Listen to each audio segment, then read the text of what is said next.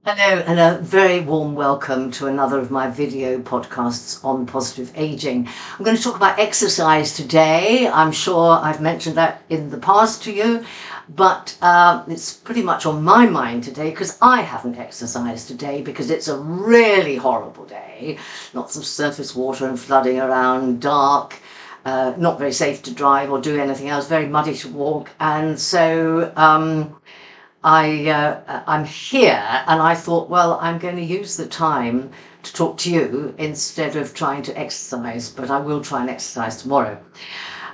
It's important, and I've tried to stress this importance before, and you know all the health messages. I'm not going to recite them to you, but essentially we all know that our cardiovascular system, our blood pressure, all our organs benefit from exercise, from oxygen pumping around in our bloodstream, and our brain also improves greatly if we exercise. And that's a relatively new, and when I say new, about 25-year mark of newness, and I will come back to that.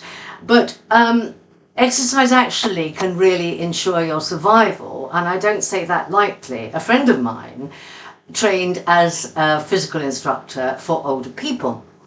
And when she was doing so, I remember her speaking to me and saying, Christine, you're not going to believe what I learned today. I learned that so many people who fall in the home die. And I went, oh, yeah, that's terrible. She said, yeah, but they die not because of how badly they've injured themselves. They die because they don't have the physical strength in their arms to press themselves up into a seated position where they actually could then kind of negotiate somehow to get themselves across the floor and pick up a phone or what have you.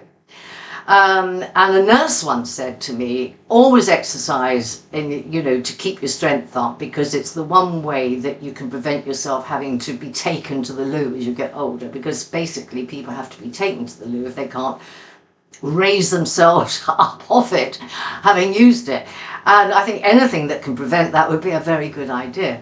So it is tough, though, exercising in this sort of weather. So what should you do? Well, I think the first thing to do is to say, be flexible and just try and get out when the weather's not too bad. I mean, it doesn't rain unremittingly like today every single day. Yesterday, I went out and walked 4 miles, which is sort of my kind of level now. I've built up to that. You might be able to do a lot more, or you might do less. But the great thing was, I came back sort of feeling kind of toned and brightened up in all ways, but I also had really exercised my brain, and I came back with some ideas for columns, an idea to get me out of a current difficult bit in my novel that I'm writing.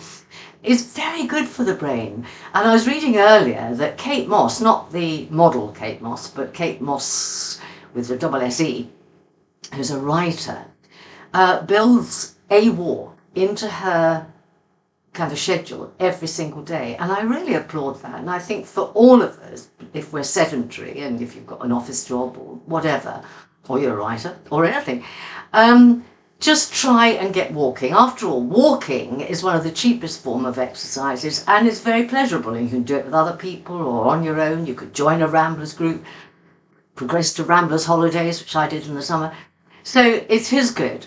And there are other things you can do, and I think it's great to get outside, get the benefit of fresh air in the winter, kick a ball around with your grandchildren or whatever.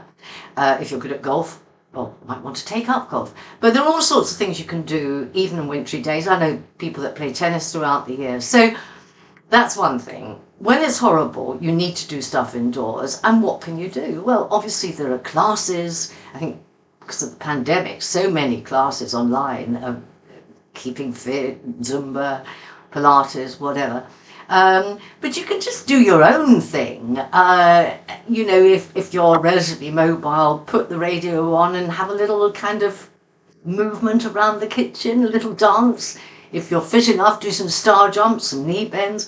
You can do music related exercise in your own home. Just make sure you're safe, you've got reasonable shoes on, don't slip on the kitchen floor. Don't do it, obviously, if your balance isn't good. But it's amazing what you can do. I know a friend of mine who used to be very overweight, lost a lot of weight through the pandemic when she got worried about being heavy. And one of the things she did was she just used the stairs for exercise. She walked up and down the stairs. And at first it was quite a labour and she was pulling herself up.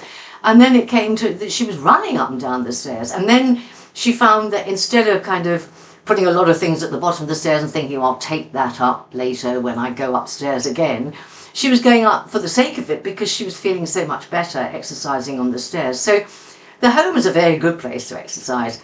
And if you're not at that stage and you just want to feel more balanced, perhaps more safe, then try things like standing at the sink while you wait for the kettle to boil. Stand on one foot for 10 seconds. I mean, hold on to something if you need to and then let go and check if you can balance on one foot, then the other. Raise yourself on tiptoe. You can gradually build up your fitness, and it's really important to do so. I mentioned the brain earlier, and I was very taken. This is about 2006, I think. I read a book called Spark by a Harvard professor called John Ratey. And I remember this particular study he quoted where they'd taken a whole bunch of sedentary people who were aged about 65 to 79. They hadn't exercised for years. They divided them into two groups. They gave them all the same fitness trials and tests, blood pressure and brain scans, everything. And then half of them were told to just go and do some stretching 3 times a week for about half an hour or so. And the other lot were encouraged to go walking on a treadmill in a gym 3 times a week for up to an hour and get it more and more brisk. Well, no prizes for guessing that the more active group were fitter at the end of it. But what nobody had predicted back then was that actually the volume in their brain, which is of course what gives a brain its health and its ability to work, the volume in parts of their brain had also increased. So that was something quite extraordinary then. Now we know that getting active is the best thing you can do for your brain, but they didn't really talk about it then. So that's also something to file away. So even on a horrible day like today, let's get active if we possibly can. I'm going to go down now and do a few star jumps in the kitchen, and I look forward to talking to you again very soon.